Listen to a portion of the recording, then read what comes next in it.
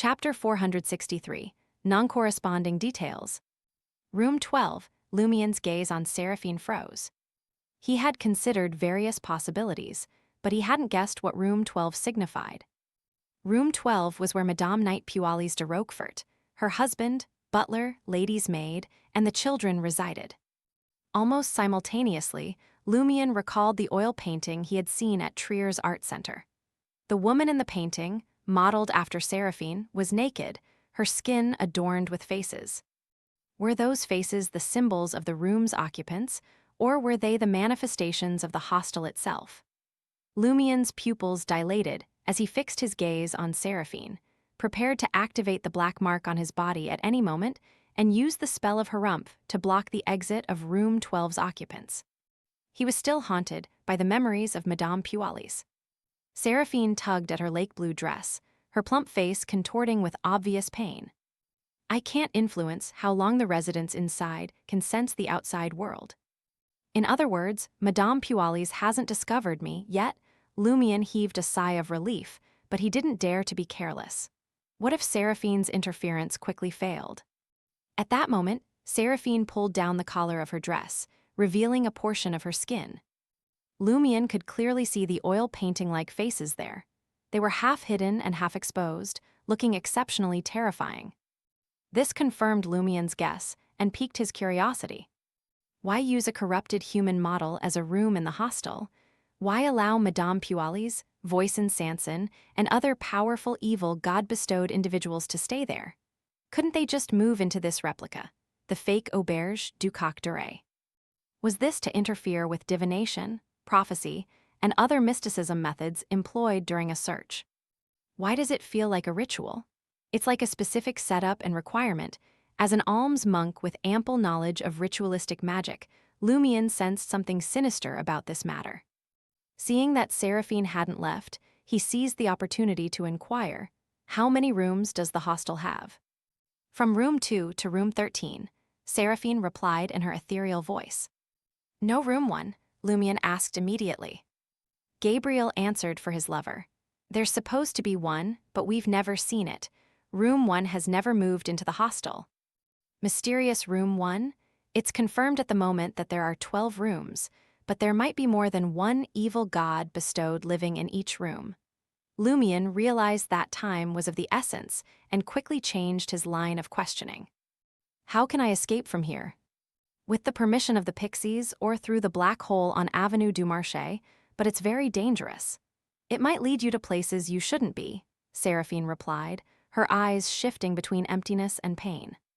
Avenue du Marché's black hole, Lumien inquired further. How many pixies are there, and where can I find them? 3, Gabriel responded. They don't reside in this world and only visit occasionally. They typically allow the servants to maintain order here. They are the flying and glowing figures you see outside.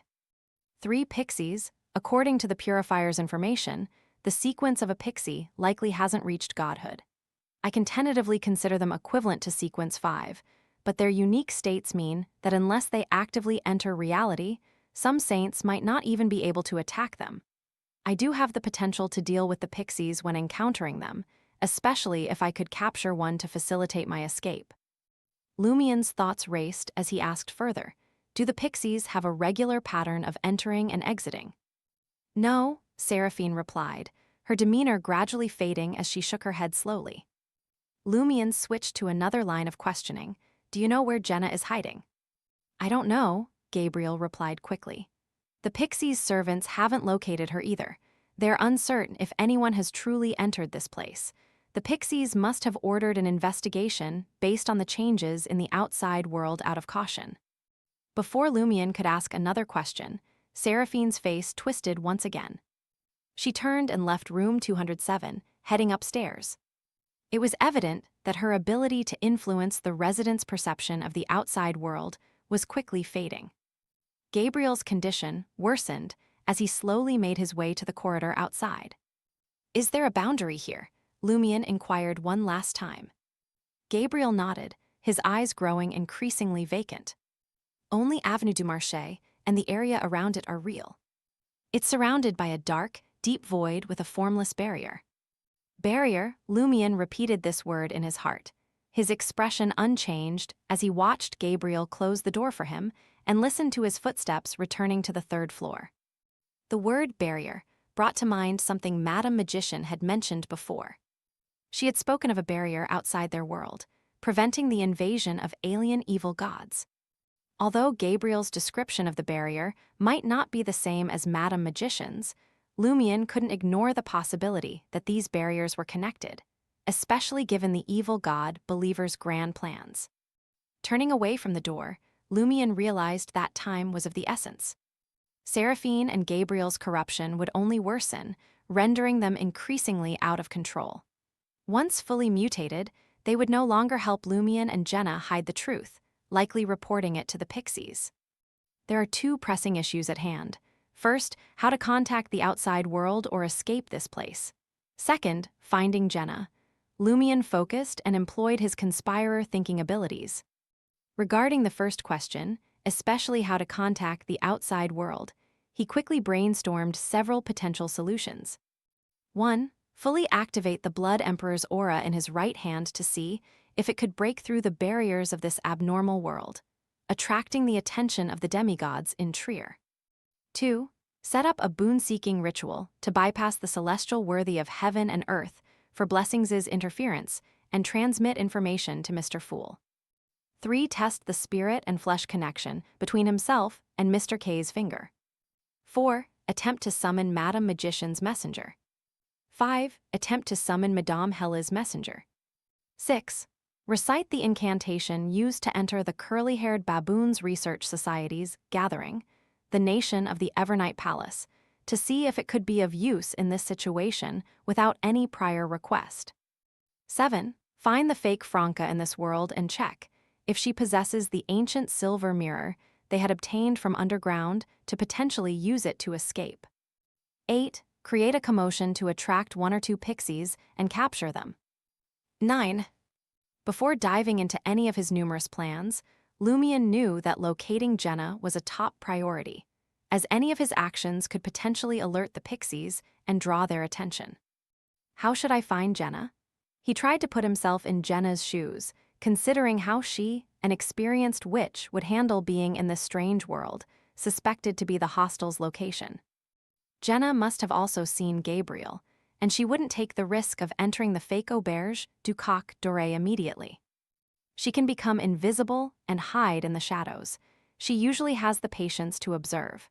It's not difficult for her to notice the peculiarities of pedestrians and vendors. Under these circumstances, what should I do if I were her? Yes, I'd search for the boundaries of this place. I'd see if cathedrals and other deity-protected buildings have been replicated. If they have, I'd investigate what's inside and whom they believe in. I'd identify the differences between this place and the real market district to find any clues for my escape. And my first task will be to confirm if there's a fake me. The Pixie servants were conducting a search. Lumion's thoughts gradually cleared. He returned to the desk, drew the curtains slightly, and peered outside.